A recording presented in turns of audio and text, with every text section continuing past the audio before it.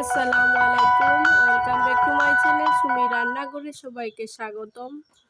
তো বহুদিন পর আবার ফিরে এলাম নতুন একটা রান্না নিয়ে। তো বহুদিন ধরে আমার চ্যানেলটা বন্ধ ছিল, আবার চাইছি এটা ওপেনিং করতে। তো বন্ধুরা, আমার ভিডিওটা কেমন লেগেছে অবশ্যই কমেন্ট করে জানাবেন। তো আজকে করব কাঁঠাল বিচি দিয়ে লতির রেসিপি। তো ভিডিওটা না কেটে সম্পূর্ণ দেখার অনুরোধ রইল। তো চলুন বন্ধুরা, আজকে রেসিপিটি শেয়ার করা যাক। তো এখানে আমি 500 গ্রাম লতি নিয়ে নিয়েছি, 250 গ্রাম কাঁঠাল বিচি নিয়ে নিয়েছি। তো এটাকে আজ খুব সুন্দরভাবে রান্না করব, সুস্বাদুভাবে। তো এখানে কাটাকুটি শেষ করে এটাকে ধুয়ে নেওয়ার পালা। তো খুব সুন্দরভাবে এটাকে ধুয়ে নিয়েছি। এবার এটাকে হাফ সেদ্ধ করব। তো একটা পাত্রের মধ্যে নিয়ে নিলাম সবকটি কচুরলতি এবং কাঁঠাল বিচি। এটা সামান্য পরিমাণে একটু সেদ্ধ করে নেব। তো এক এক করে সবকটি উপকরণ এখানে উঠিয়ে নিলাম। তারপর এটাকে সামান্য একটু সেদ্ধ করে নেব।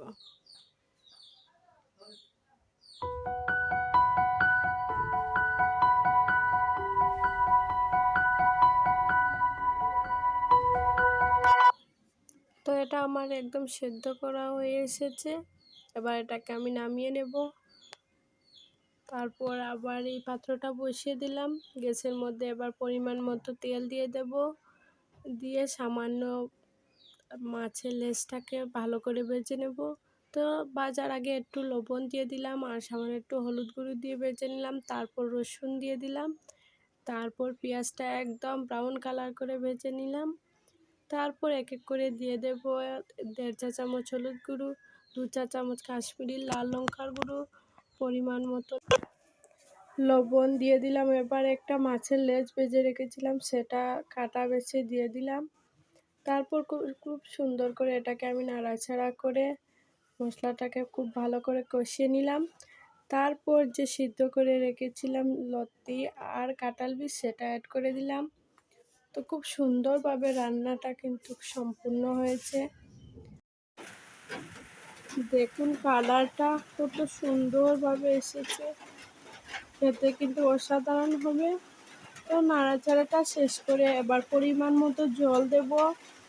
আর এটা সেদ্ধ হওয়ার আগ পর্যন্ত এটাকে আমি রান্না করে নেব। তো জলটা এই পরিমাণে থাকে, একটু নাড়াচাড়া করে আবার ঢাকনাটা দিয়ে দেব। একদম রেডি হয়ে গেল আজকে কচুরলতি দিয়ে কাঁঠাল বিচের রেসিপি। তো রেসিপিটি কেমন হয়েছে অবশ্যই কমেন্ট করে জানাবেন। আর ভিডিওটি একটু হলে ভালো লাগলে লাইক শেয়ার এন্ড সাবস্ক্রাইব করে দিও। তো বন্ধুরা, এটাকে সার্ভ করে নেব।